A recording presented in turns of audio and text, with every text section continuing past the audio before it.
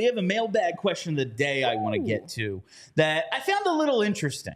Okay. It's like I don't want to bring down the mood of today, but I think it's a question worth asking, and it's from a Twitter user, Z. Our mailbag question of the day. Z. It's can y'all discuss whether all the hype around Michkov will create problems with his teammates? Will there be animosity between him and his teammates because of his fame and notoriety? And this is okay. This is on the surface, you're like, okay, maybe you're just looking for a problem here. Yes. But I go back to Danny's press conference. Was it at the deadline? Was it July 1? I don't know. Whenever it was. He does a lot of press conferences. Yeah. It's like the only thing we've had for a few months now is Danny talking. He's asked, because I think it was in response to that report coming out, like if Michkov's not on the first line and it was a translation problem, it was like if he's not on the first team, which is the Flyers. Right. Yeah. And it was like, do you think there's any chance he goes to the Phantoms, basically?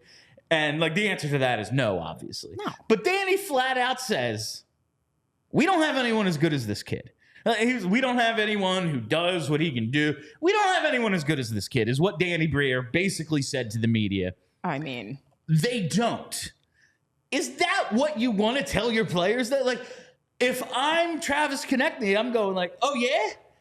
I'm not saying this is a problem. I'm just saying there could be, like, maybe at training camp, if Garnett Hathaway and I just spent a year fighting with these guys, maybe I'm throwing a hit. So here's what I'll say about it. You're not trying to hurt him. Here's what I'll say about it. Just a little welcome to the NHL. Look, I can see those kinds of things happening because there's a little bit of like not saying boredom. Initiation. Yeah. But I don't think this group is like that. I was going to say they traded Provorov. I don't think he gone. No, it's a really good point, actually. Yeah, it's a really because Provorov was one of the guys who did have that feeling of like, I'm the shit, and you all need to recognize that I'm the shit and defer to me because anything that goes wrong on the ice was not my fault. I don't get the sense that the best players, and nobody on this team is superstar level talent, but they do have good players. Travis Konechny is probably the best. Sean Couturier has won a Selke, a major award. Like, these are good players when they're playing their best, to be sure. I don't get the sense that any of them have that kind of ego. Like, look, every professional athlete has an ego. You need an ego. You need to believe you're good. Yeah. But I don't think that, like, based on the conversations that I've had over years and years with guys like Konechny and guys like Couturier, I don't get the sense that they are the type that is going to feel threatened by Michkov. If anything, I think guys like that will be, I mean, they'll be hoping he's really good, but they'll be hoping he's really good because, like, look.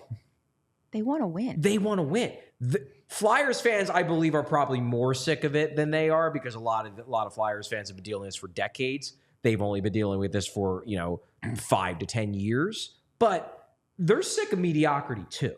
They want help.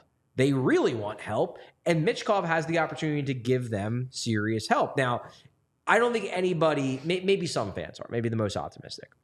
I don't think anybody is expecting, like in that organization, in that room, is expecting Michkov to come in and immediately be a superstar. If he is, that rules. But I don't think anybody is expecting that to be the case. Like, it's not as if he was, and granted, he was on a not that great team, whatever. It's not like he was the best player in the KHL last year. That's true. And the KHL is not the NHL. Like, he was good. He was really good. Especially for his age, he was awesome. And the pneumonia. It's not, and he was playing for the pneumonia. Fair.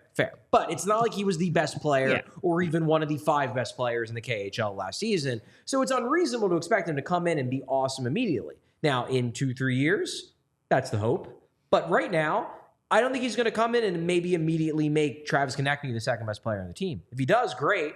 I don't think it's a guarantee by any means. In fact, I'm not even necessarily expecting it. And I don't think the players on this team have the kind of swelled heads that will feel threatened by Michkov. I don't. I would imagine that they're going to try to help him be the absolute best version of himself because that's how you win hockey games. Like, these guys aren't idiots. Like, if we traded for Connor Bedard, like, is Travis Konechny going to be pissed off that Connor Bedard's face is all over the television? I mean, like, first of all, be better if you want to be a superstar. Number one, be better. If Travis Konechny scored 55, 60 goals every single season, he'd probably be a bigger name in the city of Philadelphia, but he doesn't. So he's not. And Matvei Michkov, just on the sheer height of his potential, is a big, big deal. And these guys, I think, are self-aware enough to know, like, awesome, we got a really, really good player. I hope he turns out to be as good as we think he's going to be, because then my hockey team's going to win a lot of hockey games, and that's fun for everybody. Like, I can't imagine that they're going to be annoyed by the idea that they've brought in a good player. Also, I don't think he's going to be super famous off the bat. Like, the thing is that to get... No, just us. It's just going to be the crazy fans. Yeah. But I don't think he's going to come in and be like the Philadelphia superstar. Like, the reason why this question is interesting to me, and when I read it on the outline and when I read it up here, the first thing I thought of, and this is a reasonable concern because this happened before, I think of Eric Lindros. Because Lindros, there absolutely was tension in that room because Lindros became, in a lot of players' minds in that room, bigger than the team. Mm-hmm. That there was one set of rules for Eric and one set of rules for everyone else, and that pissed people off. Like, there are players that are like, a lot of guys have buried the hatchet and they've become friends with Eric again or whatever. There are some guys on that team that still can't stand him, that were on those teams that still really actively dislike Eric Lindros. Piss babies. I mean, you're not necessarily wrong. He's also, I'm just saying that, like, that was real. Yeah. And if Michkov does become a superstar to the point where he is one of the 3 or 4 most recognizable athletes in Philadelphia, which is what we're all hoping for. Yeah, that could potentially become a problem. It could. But, like, let's cross that bridge when we come to it. For him to get to that level, he has to first be really, really good at hockey. Right. And if he becomes really, really good at hockey at the NHL level to the point where he is a bona fide superstar, maybe that could be a problem. But I don't think, at least in the early part, it's going to be a major issue. And also this, I mean, it's a test of, like, if this whole culture thing that you've been pushing for the last 2 years, if you've really done as good a job as it seems like you've done, then this won't be a problem. That is a great point as well. Like, what's your culture if this is a problem? Because you need to start over. Here's the thing, like, you didn't do a good job. This kid had a reputation of being a shitty asshole in the locker room because he thinks he's so good. Like, allegedly. Like, that was the kind of the vibe that people were getting from him. And the Flyers knew that. They knew that going in. They asked him questions about it, right? At the thing. So, like, they've known for years that if they were going to get this kid, they might be dealing with an ego. So perhaps that was part of the culture building. That was part of, like, we are all a team. And I can see very clearly John Tortorella, even if Michkov is outstanding out of the gate, which, you know, pipe dream, but maybe.